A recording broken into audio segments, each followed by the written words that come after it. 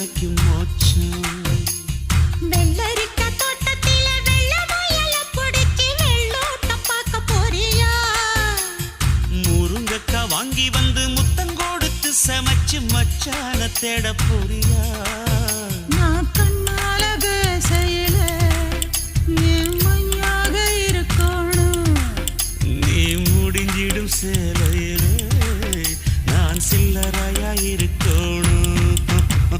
போயா நீ ரொம்ப மோசம், என்ன தொட்டா கொடும் கூசும். சீப்போம்மா நானா மோசம், உன்னை தொட்டா கிடைக்கும் மோட்சம்.